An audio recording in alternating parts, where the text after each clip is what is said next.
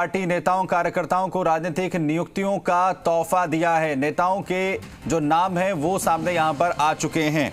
Sushant bureau head इस वक्त हमारे साथ यहां पर जुड़ रहे हैं। सुशांत, आखिरकार क्या जो तमाम चीजें इंतजार में थी वो आज फाइनल हो गई हैं नामों के साथ?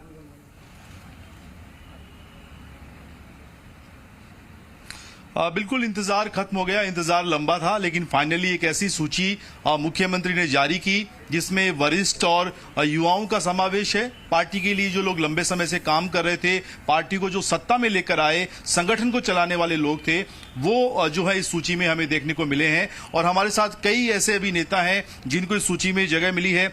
वरिष्ठ नेता पुखराज जी हमारे साथ हैं। जन अभाव अभियोग निराकरण समिति के अध्यक्ष पद की बड़ी जिम्मेदारी पुखराज जी आपको मिली है। हालांकि आप वो लोग हैं, आप उन लोगों में शामिल हैं जो सूचियां बना रहे थे, लेकिन आपका नाम तय माना जा रहा था पहले से। किस तरह से देख रहे हैं इस जिम्मेदारी को? देखिए, जिम्मेदारी छोटी बड़ी कुछ नहीं होती है। पार्टी ने जो मुझे जिम्मेदारी दी है, मैं समझता हूँ कि ये एक ऐसी जिम्मेदारी है जिसमें मैं कांग्रेस पार्टी के जो हमारे कार्यकर्ता हैं, जो प्रदेश की जनता है, उनके बीच में जो काम कर सकें हम लोग और उनकी समस्याओं का समाधान कर सकें। और इस जिम्मेदारी के लिए मुझे पार्टी हाईकमान ने, माननीय माकन साहब ने, हमारे मुख्यमंत्री आदरणीय अशोक गहलोत जी ने, हमारे प्रदेश कांग्रेस के अध्यक्ष डोटासरा जी ने जो मुझे जिम्मेदारी दी है, मैं समझता हूँ कि मैं उस पर खरा उतरने का प्रयास करूँगा और जनता के साथ में, हमारे कांग्रेस के कार्यकर्ताओं के साथ में लगातार समन्वय बनाने की कोशिश करूँगा। सर, मुख्यमंत्री अशोक गहलोत का पूरा फोकस है कि राजस्थान में कांग्रेस फिर से कैसे सत्ता में लौटे। तमाम जो कार्यकर्ता नेताओं को हम इस सूची में देख रहे हैं, उनके कंधों पर भी एक बड़ी जिम्मेदारी होगी कि सरकार के कामों का प्रचार प्रसार करे, संगठन को मजबूत करे। हम समझते हैं कि हमारे जो जितने भी हमारे चेयरमैन्स और वाइस चेयरमैन जो बने हैं, उन सबका दायित्व मेरे ख्याल से हम पार्टी सौंपेगी कि हम लोग जाके पार्टी को कैसे मजबूत करें, जनता के बीच में जाएं, जनता की समस्याओं का समाधान करें, जिससे पार्टी को मजबूती मिल सके। और आने वाले समय में लगभग 1.25 साल बाद चुनाव है और उस चुनाव में हम लोग अच्छा परफॉर्म करें। जैसा कि मुख्यमंत्री जी बार बार कहते हैं, हम सरकार को रिपीट करना चाहते हैं, तो ये एक बहुत अच्छा कदम है कि सारे कार्यकर्ताओं को उनको मौका मिला है और काम करने का उनको अवसर मिला। मुख्यमंत्री से मुलाकात हो गई? मुख्यमंत्री जी से मुलाकात कल शाम को ही होगी। आशीर्वाद ले लिया है? अच्छा, उनका हमेशा आशीर्वाद रहा है। बिल्कुल। और हमारे साथ कुछ और भी लोग हैं। पवन जी गोदारा हमारे साथ हैं, यूथ कांग्रेस के अध्यक्ष रहे हैं, हनुमानगढ़ से आते हैं और ओबीसी वित्त और विकास कॉरपोरेशन की जिम्मेदारी। उम्मीद की जा रही थी कि नाम तो आपका सूची में होगा, लेकिन समय कम है पवन जी, 2 साल बचे हैं, तो ऐसे में लग रहा है कि अब चैलेंज भी बड़ा है। देखिए, 2 साल समय कम भी नहीं है और निश्चित तौर पे कांग्रेस के कार्यकर्ताओं को इस सूची में जो सम्मान दिया गया है, जिन भी लोगों ने कांग्रेस के लिए काम किया, मुझे कांग्रेस ने 2 बार यूथ कांग्रेस का प्रदेश अध्यक्ष का मौका दिया, पिछली बार यूथ बोर्ड का चेयरमैन भी बनाया। तो जो लोग पिछले 20, 25, 30 साल से कांग्रेस में काम कर रहे थे, कांग्रेस के लिए काम, उन सब लोगों को मौका मिला। सतवीर चौधरी जी को भी मौका मिला, युवाओं को मौका मिला।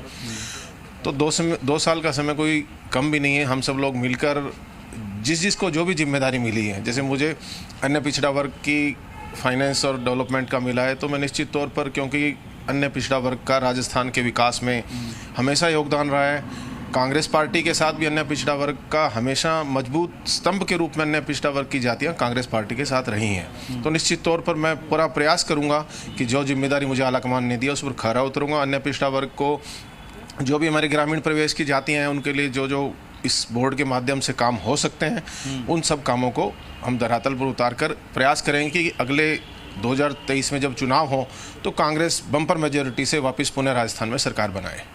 बिल्कुल। और युवा चेहरे के तौर पर हम बात करें, सतबीर चौधरी प्रेसिडेंट रहे हैं और राजस्थान राज्य क्रीड़ा परिषद के उपाध्यक्ष की जिम्मेदारी। खेलों के लिए गहलोत सरकार बहुत प्रयासरत है, बहुत सारे आयोजन करवाए जा रहे हैं, ग्रामीण खेल हो या तमाम दूसरे नौकरी देने का मामला हो, लेकिन युवाओं को पार्टी से जोड़ना एक बड़ा चैलेंज खेलों के जरिए। किस तरह की भूमिका देखते हैं आप? निश्चित रूप से आप ठीक कर रहे हो कि खेलों में युवाओं की जो भागीदारी है वो सुनिश्चित किस प्रकार से हो, उसको लेके कांग्रेस पार्टी की सरकार हमारी लगातार काम कर भी रही है। और मैं आज आपके चैनल के माध्यम से सबसे पहले तो हमारे राष्ट्रीय नेतृत्व को और राजस्थान के लोकप्रिय जननायक मुख्यमंत्री आदरणीय अशोक गहलोत जी का आभार प्रकट करूंगा कि उन्होंने मुझे सीधे छात्र राजनीति से मेन स्ट्रीम की राजनीति में आने का अवसर दिया और विशेष रूप से जो किसान और सामान्य घरों के लोग हैं उन नौजवानों को उन्होंने मौका दिया, और जो युवाओं को खेलों से किस तरह से जोड़ें। आपने देखा होगा कि राजीव गांधी ओलंपिक ग्रामीण प्रतियोगिता एक शुरू की थी, हालांकि वो कोविड के कारण हो नहीं पाई, लेकिन उसमें लगभग 26 लाख से ज़्यादा युवाओं का रजिस्ट्रेशन हुआ कबड्डी में। तो ये बहुत बड़ी बात है कि किस प्रकार खेलों के प्रति युवाओं का रुझान है।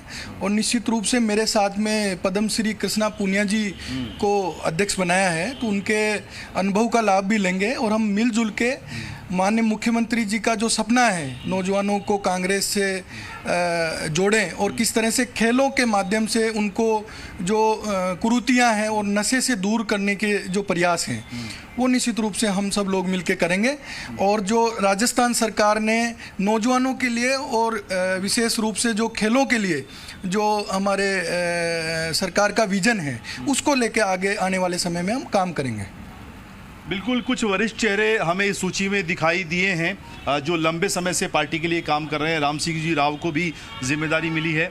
मुख्यमंत्री अशोक गहलोत ने भरोसा जताया है वरिष्ठ नेताओं पर। कई बड़े जो नाम इस सूची में, कई वरिष्ठ चेहरे, युवाओं का समावेश, तो लगता है कि एक बैलेंस लिस्ट निकल कर सामने आई है। मुख्यमंत्री जी ने हमें जो एक अवसर दिया है, आप देखिए, मैं उस ग्रामीण परिवेश से, हमारी पृष्ठभूमि में कोई भी राजनीतिक व्यक्ति भी नहीं है और मैं कार्यकर्ता की दृष्टि से काम करता था। मैं जननायक अशोक गहलोत को बहुत बहुत बधाई देना चाहूँगा कि यशस्वी मुख्यमंत्री ने मेरे जैसे कार्यकर्ता को इतनी बड़ी महत्वपूर्ण जिम्मेवारी दी है। तो ये बहुत बड़ी जिम्मेवारी है। मैं आसान्वित हूँ कि मैं जो है अपने कार्य को बहुत अच्छी तरह से करूँगा। मेरा जो डिपार्टमेंट है वो वंशावली संवर्धन एवं संरक्षण का जो है, तो उसमें पूरे दुनिया में वंशावली लिखने का काम सिर्फ हिंदुस्तान में होता है। बिल्कुल। और वो वंशावली लिखने का कार्य जो है वो लुप्त होता जा रहा है। ये बात जानकारी जब मैंने आदरणीय जननायक को जब दी तो उन्होंने इसको बड़ा गहराई से लिया। तो वंशावली संरक्षण एवं संवर्धन संस्थान के तहत हम ये भारत की जो एक आर्ट है इसको जिंदा रखने के लिए और भी हमारे जो युवा समाज के जो कार्यकर्ता हैं उनको जोड़ने के लिए हम लोग कार्य करेंगे। और उसके लिए मैं आदरणीय जननायक को बहुत बहुत धन्यवाद देना चाहूँगा। बिल्कुल, आप देखिए इस समय पुखरा जी के आवास पर तमाम कार्यकर्ता, नेता यहाँ पहुँच रहे हैं, वेलकम कर रहे हैं, स्वागत कर रहे हैं, मिठाई खिला रहे हैं और ये सिलसिला आज दिन भर चलेगा। हम जो सूची की बात कर रहे थे सुमित की, अलग अलग जो है, चाहे वो जातिगत समीकरण हो, सियासी समीकरण हो, क्षेत्रीय समीकरण हो, पार्टी के वरिष्ठ नेता हो, युवाओं हो, सभी को साधने की कोशिश की गई। हालांकि ये एक सूची, पहली सूची है। इसके बाद दूसरी सूची भी आएगी। यूआईटी के चेयरमैन बनाए जाने हैं, एकेडमी के अध्यक्ष बनाए जाने हैं। तो एक जो इंतज़ार था, जो एक कहीं ना कहीं अवरोध की स्थिति बनी हुई थी, वो खत्म हुई, इंतज़ार खत्म हुआ है। और इसके बाद हम देखेंगे कि आने वाले समय में और भी पार्टी के दूसरे तमाम नेताओं को भी इसी तरीके से एडजस्ट किया जाएगा। माना जाए अब सुशांत, तमाम जो मांग हो रही थी, क्योंकि हमने ये भी देखा कि अभी हाल ही में जिस तरीके से रणनीति को लेकर मंथन चल रहा था बजट सत्र को लेकर, उसमें भी इसका जिक्र आया कि जो राजनीतिक नियुक्तियां हैं वो जल्द से जल्द हो, क्योंकि 19 महीने का वक्त जो है लगभग यहाँ पर बचा हुआ है। कुछ नेताओं से इसका जिक्र भी किया गया था। तो ये अब कहीं ना कहीं जो रास्ता है वो अब बेहतर तरीके से आगे तय हो सकेगा।